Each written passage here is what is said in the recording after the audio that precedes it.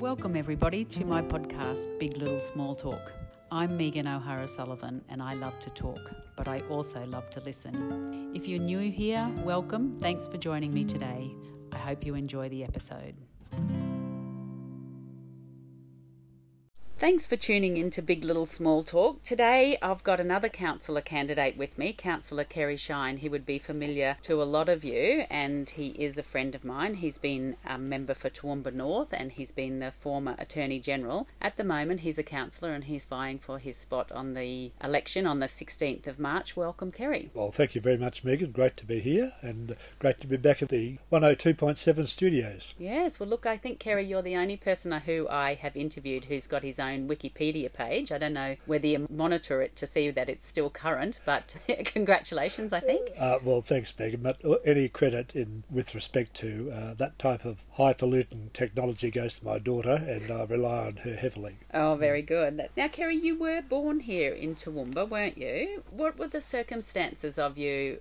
You were the fifth child of 5 children, and what happened after you were born? Yes, actually I was just thinking about it the other day. I was down at Tiddalack, which is a rehabilitation centre now for people who moved from Sunrise Way, the drug and alcohol rehabilitation centre. And I was thinking about it because my first residence was in fact Unara, which is now Sunrise Way, up there at the top of the range there. And I was there for about 6 or 8 weeks after birth, I think, because of difficulties that were sustained by my mum, who died a few days after I was born. So I was there for that period of time, and that was my association with Sunrise Way, going back to when I was born. Dad was teaching at the time at Hayden, and obviously Toowoomba was the birthing centre for the region then as it is now, and that's how I came to be rightfully able to claim that I've been born in Toowoomba.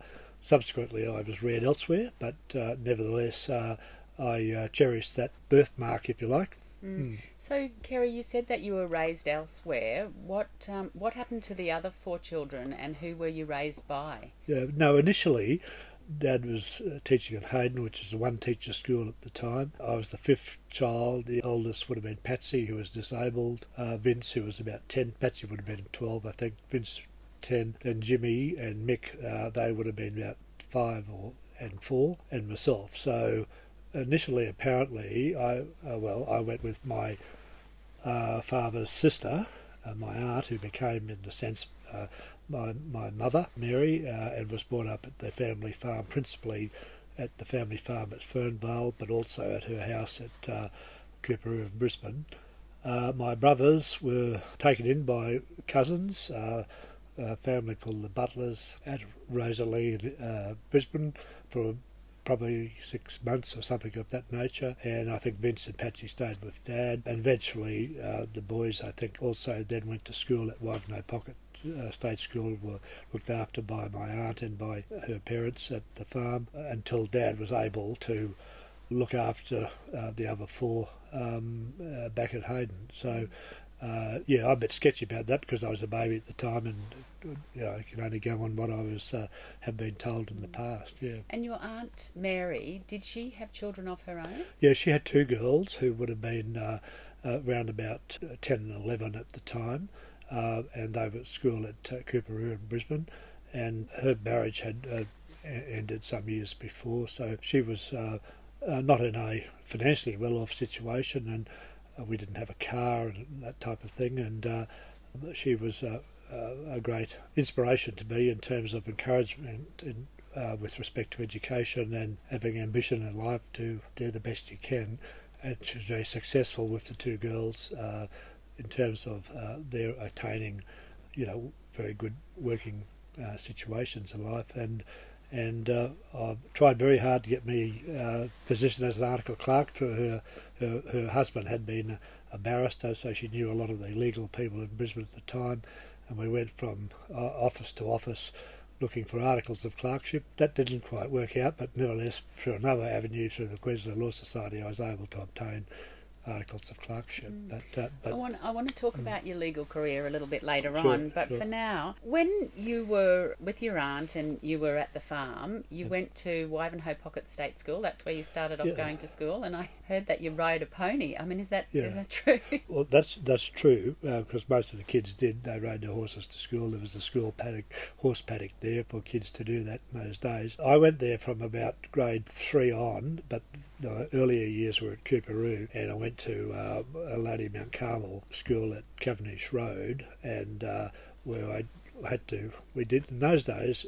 They even had prep school in those days in the 50s, and I failed prep 1. I had to repeat it, and it was probably the best educational move I've ever made in my life. But in terms of my maturity or level of lack of it, and so that was memorable. The nuns were pretty tough, and I enjoyed the one teacher school at Wivenhoe. Who the teachers, 12, 13 kids at the whole school. The teachers were all fantastic, and you got really concentrated effort from the teachers on a small number of kids. Miss Fox, for example, had a VW, which was pretty advanced in those days, and the whole 13 kids would hop in the VW, go down to the Brisbane River to learn to swim. Thing. I'm hoping it's a combi rather than a bug. No, it was not. It was just the ordinary little VW, and we were little kids, so we all.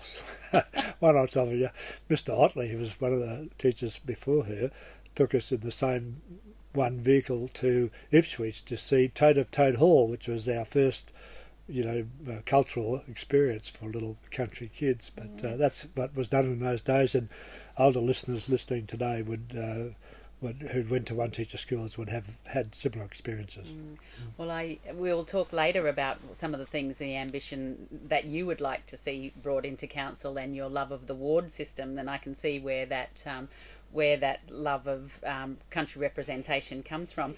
So at that time, Kerry, when you're sitting around the table with your mum and your two sisters, was there much talk of politics around the kitchen table? Certainly not in my primary school years, but although that was in those years, I developed a liking. My favourite subject was history, Australian history. I was fascinated by the American Civil War even as a primary school kid. That was my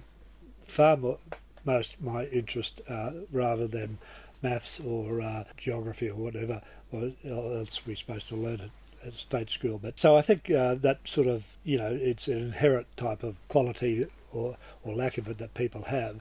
And then when I went to do scholarship at grade 8 at Cooperoo, I then was with my sister, she was a chemist, and she was engaged to another chemist, Vin Pera, and he was very active in the anti-communist movement in the 50s and 60s, and had a lot of interesting, exciting stories to tell. In those days, politics was a lot rougher than it is now, and I was intrigued by the whole thing. And it was really not so much from my sisters, although Elin was always it took me along to political lectures and to listen to professors at the uni, and on one occasion to listen to the famous B.A. Santa Maria, whom I met on that occasion. So she was very important in helping me develop that political interest, that's for sure. But it was something that, once the seed was sown, a friend of mine at school, his father took my friend and myself to the Festival Hall to hear Menzies speak in 1963 campaign, and that was just like people get excited about Taylor Swift concerts. Well, I got excited by Bob Menzies at the Festival Hall answering all these questions from interjections. There was no security in those days, and everyone was free entry, so there was thousands of people there, and he enjoyed the whole thing. He kept it going because he enjoyed the repartee, and that was so if I was certainly hooked from that time on politics, if not before. So you were 14, you went to Festival Hall, there was a light bulb moment. What do you think was the real driving force behind you getting into politics? What was the sort of the thing that really motivates you? Well, I think that I was interested in having, been reared in a Christian faith, believing in our duty to do the best we can for one another and look after one another, that the basic ideals of social justice were the driving force, and they were then and they still are now, and that's the pathway I've tried to steer ever since, I think. So what does social justice look like to you? Is it having a fair go for someone who can't speak, hasn't got a loud voice, or what sort of thing does it represent? Many things, but it really is, for those of us who are Christians, or for that matter Buddhists or Muslims, etc., we have a common, or Jews for that matter, we have under the Abrahamic system of religions, we have a common denominator, and that is to see God, to see Christ in every human being.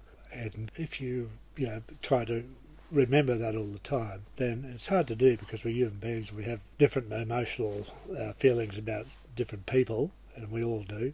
But if we try to remember that from time to time, then that's a guide as to how you should treat each other.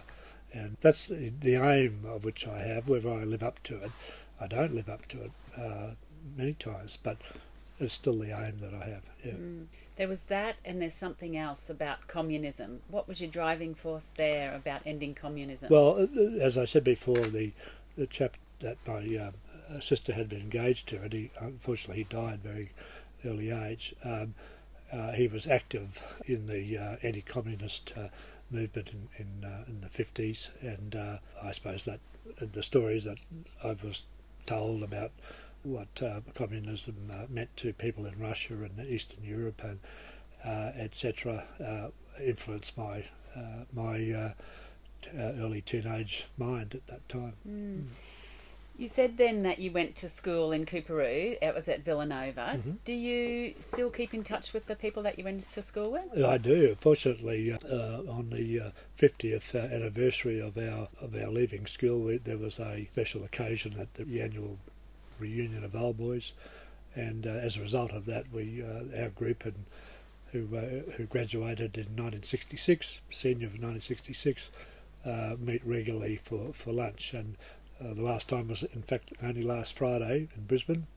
We're down to about a dozen, not that the others have died off, but various other commitments. But that's good to, I find that's really good to keep in touch with old friends. It's such an important thing to do.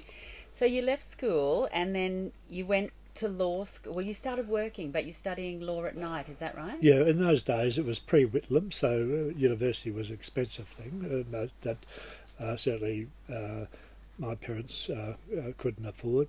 And so the choices for me were either to get articles to become an apprentice lawyer, or to do school teaching. Either one was okay from my point of view, although my love would have been for the law. And after a great deal of effort, I was able to get articles with a Brisbane firm called Trout, Bernays and Tingle, connected with Bernays and Bernays in Toowoomba actually. And that was for 5 years. You're not paid much, but the year before at school I was paid nothing. So I looked at it from that point of view.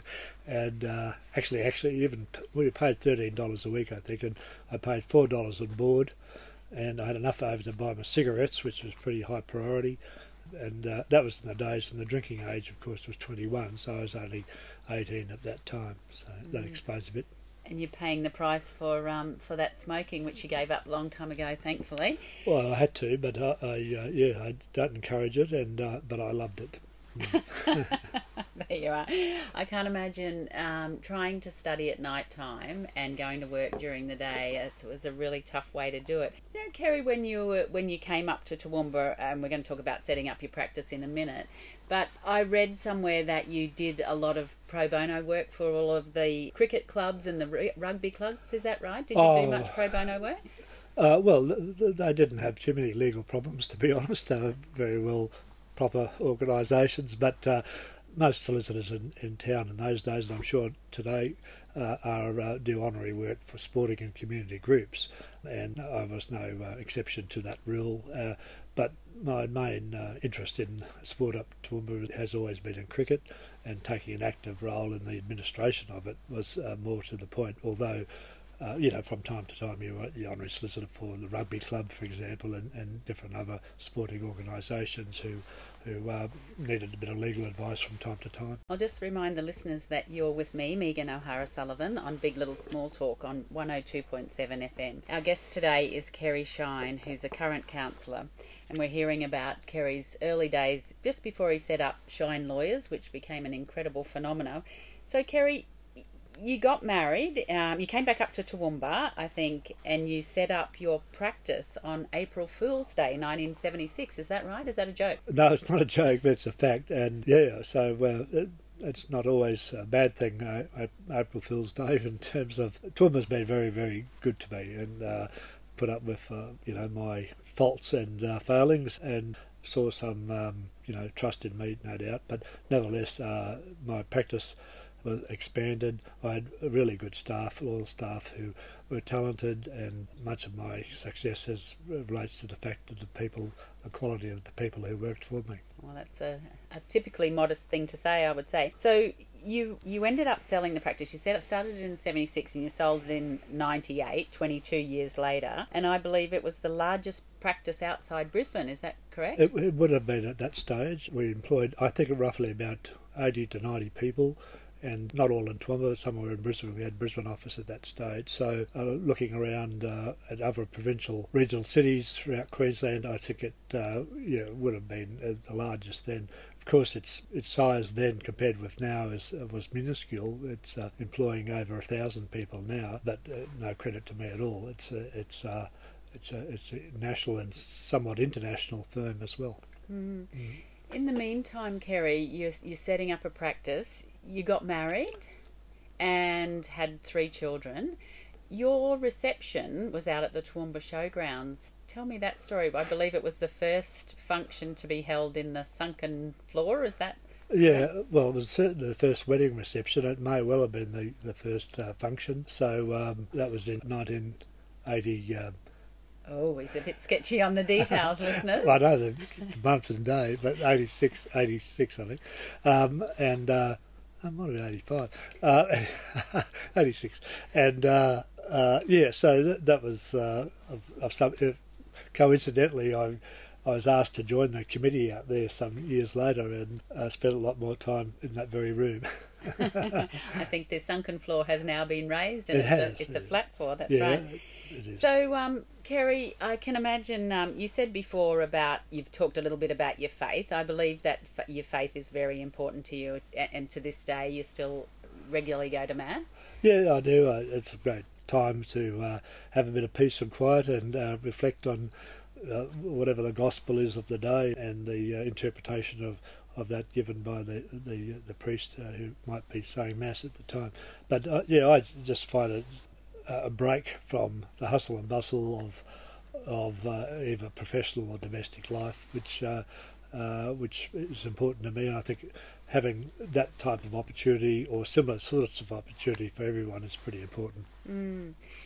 Are your children religious as well? No, they're not. I think, like many kids of that generation, they don't, at this stage of their lives anyway, they don't practice their religion as we were in my generation taught and expected to. Although I must say that in my generation, I remember a priest at school saying, you might be shocked, boys, but only about 65% of you will attend church in years to come. And the reality is, if it was about 6%, he'd be pretty happy these days. So it's not just my kids' generation, it's my own as well. So things have changed. It doesn't mean that people don't believe in God or are unchristian in the way they act, but there's something that's happened in society deep down which has affected all mainstream religions, and I think that's a shame because from my point of view it continues to give me great peace of mind and enjoyment, and I don't do a practice it out of so much out of obligation, but out of the fact that I get a lot out of it. I suppose the way that you speak about it to me, it comes across as being quite meditative, and it's the solace in that quiet time. So I suppose people are doing things in slightly different ways. Yes. But Kerry, at that time when you're having the family setting up the practice, I would imagine you said before about the drinking age coming up to 21, you would have played hard, worked hard. What sort of effect did that have on your life? Oh, look, terribly disadvantage effect, and I was right from a very early age. I remember my aunt would, sometimes entertain relatives or friends at home, and they would have a sherry, and I used to be given a sip of it, and I loved it right from the start. It must have been only preschooler at that stage. Not that I blame her, but I just remember that. And so right from an early age, as soon as I'd left school, I think even though the drinking age was 21, there were occasions when the Arctic Clark Society and football team and all the rest of it would have access to alcohol, etc. And I certainly enjoyed it to the full, and enjoyed it far too much and relied on it far too much as well, and that lasted for a long, long time. Mm. So you gave the alcohol away. Is that because you had your eye on going into Parliament at that stage, and you just knew that you just couldn't continue? Yeah, no, I think that was Bob Hawke's situation, wasn't it? That he gave up the grog because that was the perception out there that he couldn't be Prime Minister or if he was still drinking. No, I gave it away with the encouragement of a very good friend at the time, without whose encouragement I don't think I would have, and it must have been out of a realisation that there's more to, there's good times ahead if you do, and looking back on it, I have no doubt that I would not have been fit to be a candidate for any political party for Parliament, would not have succeeded there, and probably would have had a very short life. To my mind, particularly in Australia where we're such a heavily drinking culture, I think that shows a real testament to your strength of character myself. Although, interestingly, you said that it was harder to give away the smokes. Yeah, much harder to give away cigarettes than it was to give away grog, because of the... they say nicotine is a worse addictive substance than heroin in terms of giving away. So I haven't tried heroin, but nevertheless, I found it hard. But I was in the law too, and the law is a very social profession in the sense of drinking with your workmates and your opponents and all the rest of it. It was just the tradition of the law in those days, and it was one of the reasons I loved the law, I think. But interestingly, we look at federal parliament and the issues around drinking and inappropriate behaviour. We only have to look at what's happened with Barnaby Joyce last week, and those problems still aren't solved, are they? Yeah. But no, they're not. But I must say, when I was in state parliament, I never went into the bar. It's there's a saying, isn't it, that if you go into a barber shop, you'll have a haircut sort of thing. So if you went to the bar, you'd probably end up having a drink. So it wasn't that reason. It's just that there wasn't much joy for me mixing with people who were drinking and getting merry when, after there's only so many soda waters you can drink, really. Well, so let's talk about you going into state politics. You became the member for Toowoomba North in 2001, but I believe that wasn't your first attempt. No, the first attempt was in 1998. The city member, Graham Healy, held a seat for, at that stage, 2 terms, and I was unsuccessful.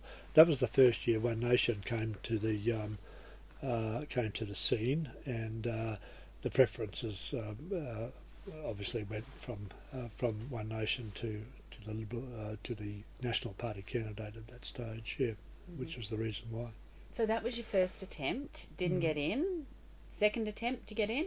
Yeah, I tossed up whether. I was disappointed not to have got in, because I had sold my interest in the firm at that stage, and bit down the dumps about it, but I had to make a decision about a year later because nominations were being called for the following election, and it was put to me that if I didn't nominate, somebody else would. So I said I thought I'd give it another crack, and I was able to, where I was working at the time, I'd set up another practice with Farron Gilson outside Brisbane south side, and because of the limitations of distance limitations of which I could practice, having sold my earlier practice. Anyway, I was able to every second weekend, plus every Wednesday, I think, I would take take time from coming up from Brisbane to door knock in the Toowoomba North electorate, and in those days, for a politician to door knock was pretty unusual, and ultimately, with the benefit of Peter Beattie's historic landslide win in 2001, I was able to narrowly win the seat of Toowoomba North, which was the tightest margin of all of the seats that were won on that occasion. Mm. And you were given an assistant minister job then, but then come the next election you'd increased your margin significantly. Kerry, what I love about reading on your website is this tiny little bio where it's just such a short paragraph about your time as in state parliament, but I think it just shows your humility, which is just incredible. But I want you to talk about that at that time when you were the Minister for Natural Resources and Water, and then you became the Minister for Justice and the Attorney General. When you were the Minister for Water, something really momentous was funded, and that was the Wivenhoe pipeline. Can you talk to me about that? Yeah, no, that was, looking back on whatever you might have had an influence in, that might benefit the Toowoomba and its region. The construction of the Wivenhoe pipeline from Wivenhoe Dam to Crestbrook has been the most significant in terms of water security for Toowoomba. In fact, since about August 2019, up until those rainy periods that we had, we were very dependent on Wivenhoe and will remain so forever, I think. Likewise, Warwick, when that pipeline is completed as well. So that was, I think, arguably as important as the second range crossing is to Toowoomba. Without water, all of the manufacturing expansion that we see at Charlton and Wellcamp and all of those sorts of things would hardly have happened if we didn't have a decent water supply. We've got that now, and I hope that with the advances made in Brisbane with the water grid connecting Wivenhoe to 10 or 11 other dams, the desal, and ultimately recycle water that Brisbane will adopt, then our water security for decades and decades to come will be assured. That's my and what I would anticipate would happen. I know there is a popular call always for more dams, and why not, build one up and just up the road 50 kilometres away up at Emu Creek. But the obvious defects about that is that it's in the same watershed as Wivenhoe. We've already got a pipe into Wivenhoe. Why would you spend $1.5 billion on another dam if you've already got access to the same water? Plus, the real reason I pose any moves of that nature, apart from the financial disaster it would be the fact that the government of the day, this current government, and I would suspect any other government, won't allow it because the allocations have been fully taken up for that system. It's a very popular thing to say build a dam. Yeah. I mean, what sort of money are you thinking would be in the order of, let alone if there was an allocation, Yep. let alone filling it, let alone the construction? What sort of money are they estimating for new dams? Well, I mentioned the figure of $1.5 billion, which has been, based on what it cost to build a Paradise, what it cost what's costing us to fix up the Crestbrook Dam, what it would cost us to increase the size of the Crestbrook Dam if that was ever going to happen as well. That's $1.5 billion. Well, that sorry, would be, your that estimation. That would be for Emu Creek, but that's Kerry Shine's estimate, not But that might be cheap actually. But so somebody's got to pay for that. If we wanted to own it like we own the other dams, we'd have to pay for it. Why would you expect somebody else to pay for it? So people are under a great deal of stress at the moment for cost of living. The rates are, a real problem. People have got their rates bills at the moment. How are we going to pay that on the 6th of March or whatever it is? Imagine having to pay double that or 3 times that because of a dam that we don't need, because we already have access to the same water. Anyway, it's a popular thing. You go out in the street, do we need more dams? Yes, because it's a great idea. But not if they are fairly given the information about what's involved in our catchment area. Well, we'll talk a little bit later on about your job and the things that you're proud of in council. But for now, I wanted to just remind the listeners that you're on 102.7 FM and we're in Big Little Small Talk. And thanks for tuning in. You're with Megan O'Hara-Sullivan and we've got Kerry Shine here as our guest. When you were the member for Toowoomba North, there's lots of things that happened, wasn't there? The Highfields High School, can you explain that to me? Yeah, that was a long effort over a long period of time, working with the then Crows Nest Shire Council. We advocated strongly for, first of all, the acquisition of land for the high school. And different ministers for education, from Anna Bligh to Rod Wilford, we pounded on their door, repeatedly.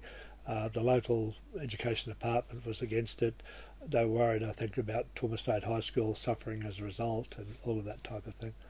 There was a total lack of vision of what was going to happen at Highfields and in our region.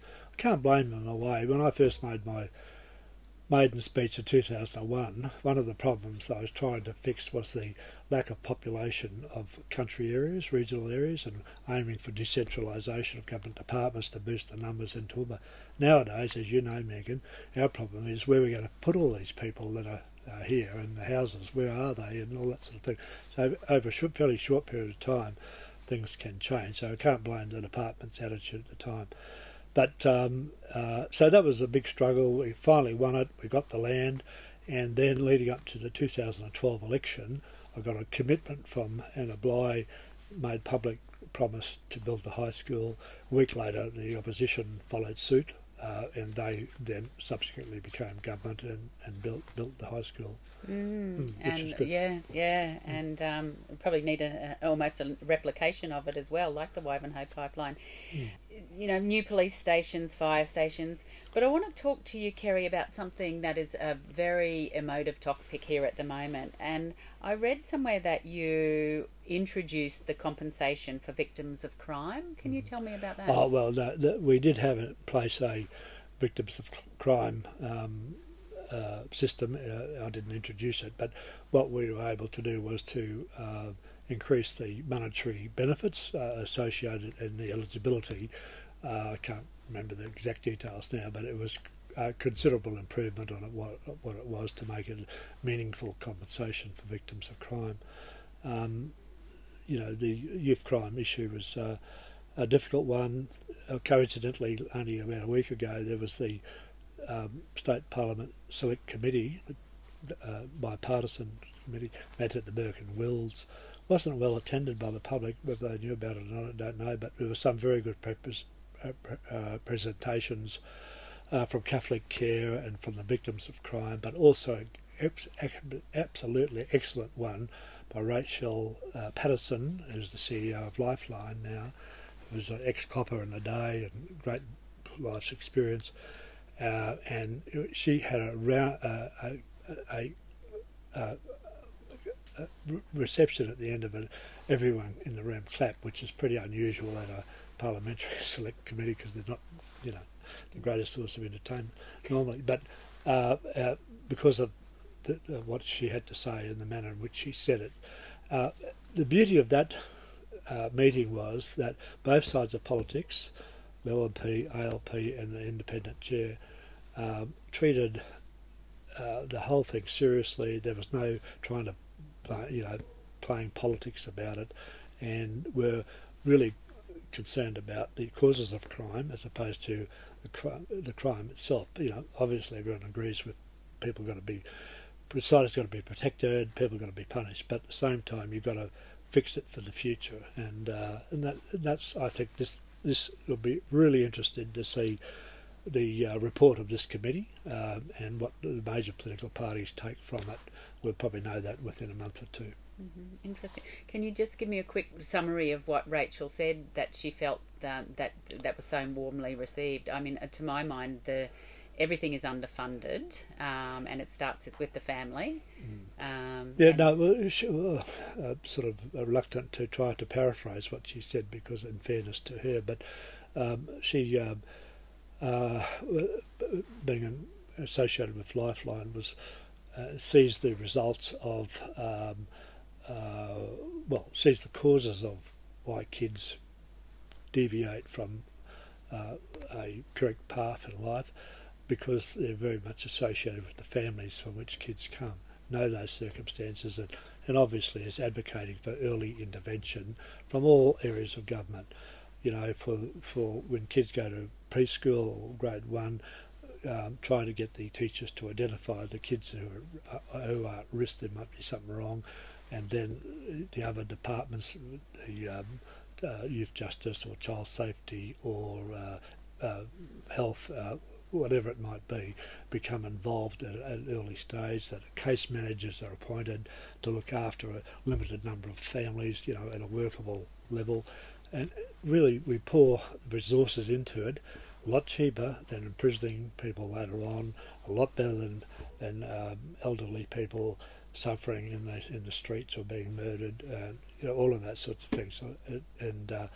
It's a worthwhile way of doing it, and I think if both sides of politics can have a unified approach to this, don't play politics with it, I think we've got a chance of beating it over time.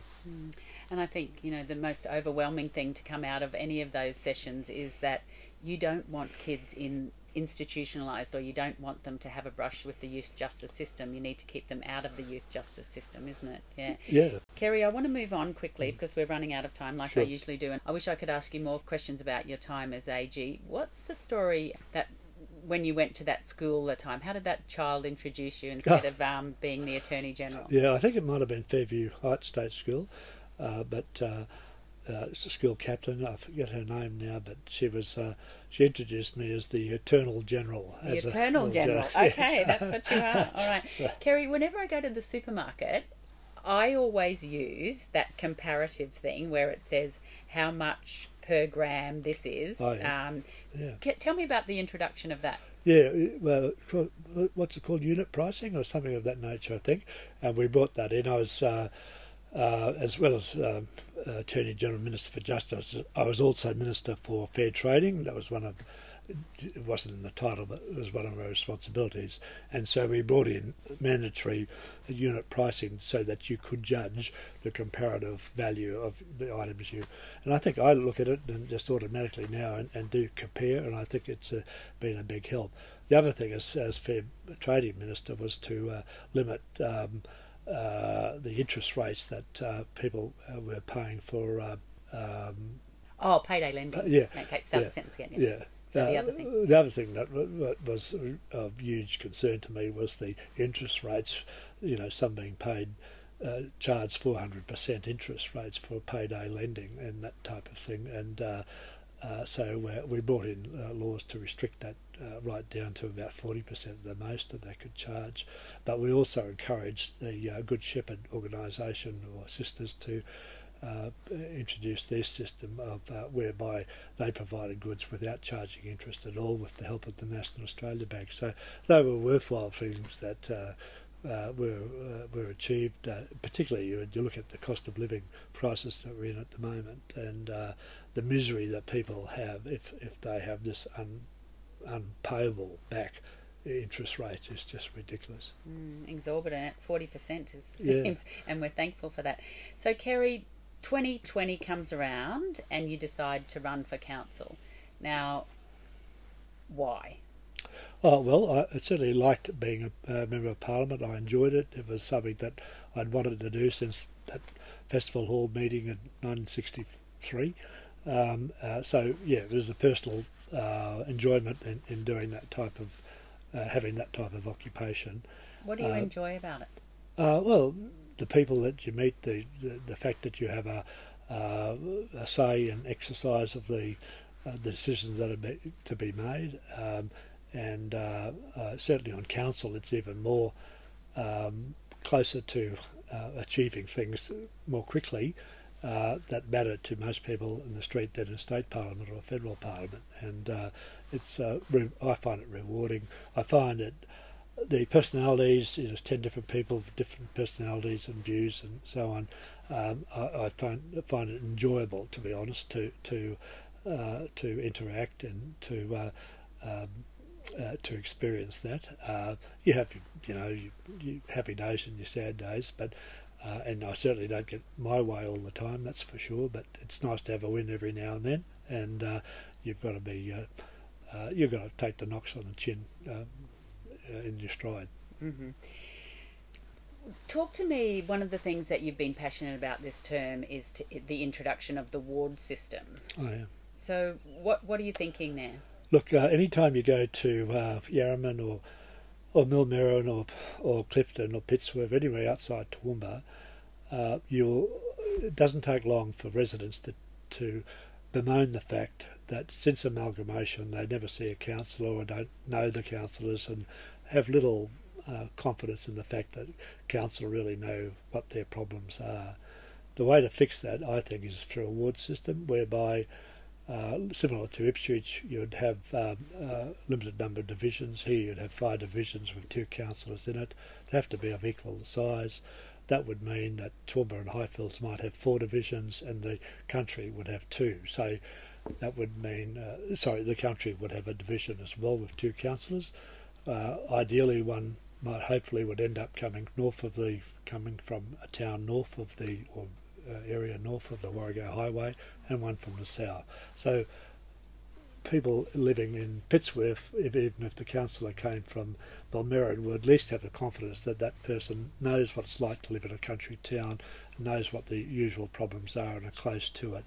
Now, perception is very important in life, in politics in particular, but we have amalgamated shires here, 8 shires into one, and we're almost at the situation where only one, namely Toowoomba, has all of the representatives, and immediately after the last election, half of our current councillors, or the councillors at that stage, lived in one suburb. So that just doesn't pass the pub's test as far as equality of representation is concerned.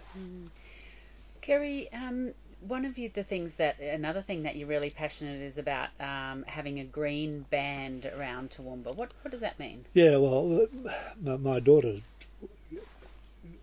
was alarmed. She didn't understand what a band or a belt was around, but it's just a preservation of a distance. It might be half a kilometre around the city where development is not allowed to take place, and natural vegetation or open spaces, farming land or whatever it might be, is allowed to continue to exist like it does on the range, but just to preserve the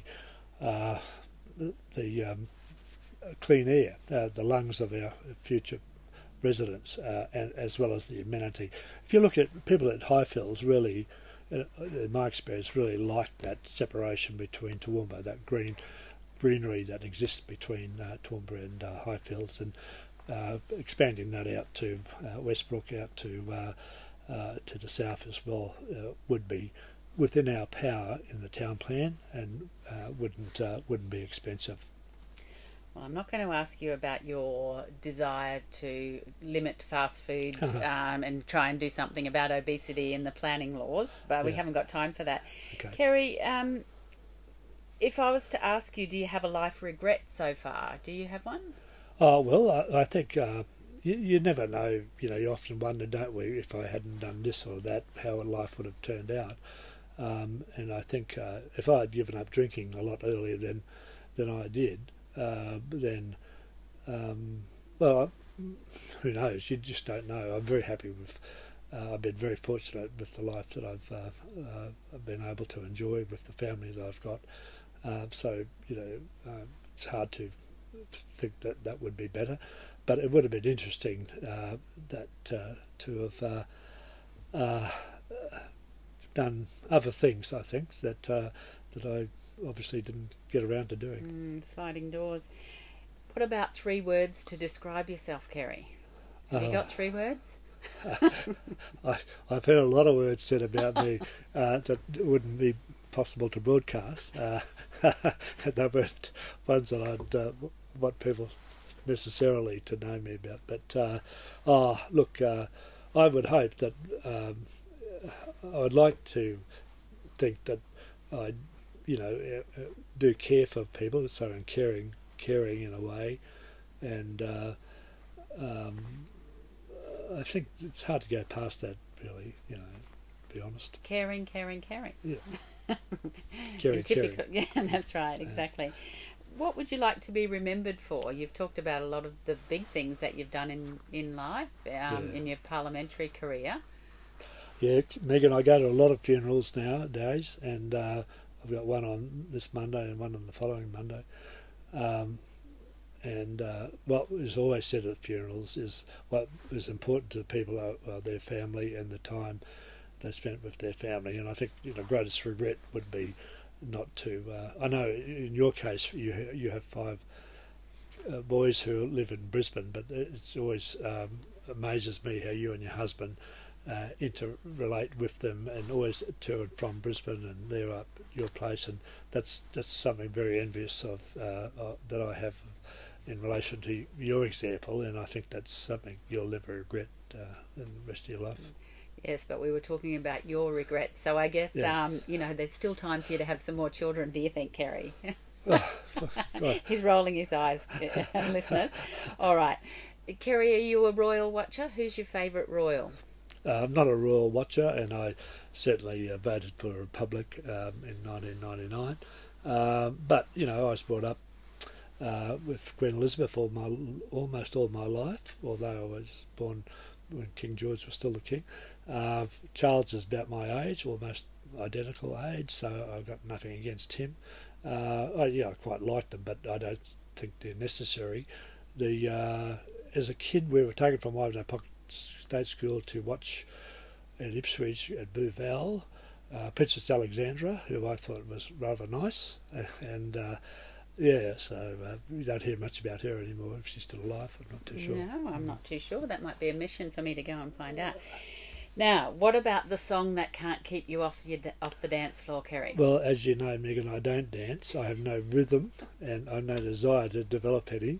But the song that I always loved, and was when I was a kid at Cooperoo. My sisters had you'd wind it up and have a record on it, whatever it was called, and then a radiogram, and the song that they played over and over was Under the Bridges of Paris. All right, well, Leroy's going to find Under the Bridges of Paris for us if we can find it. Kerry, we're out of time. Thank you so much for making time for being my guest on Big Little Small Talk. I can only wish you all the best in the upcoming council election. I think this interview today has shown me, and hopefully the listeners, the quality of you as a person and the humility and modesty I think that you go about your daily life with. So A, I thank you for being my friend, and B, for being my guest on Big Little Small Talk. Thank you, Megan. It's very nice of you and kind of you to give me that opportunity to have a yarn to you and to your listeners. Thank you very much. Thank you.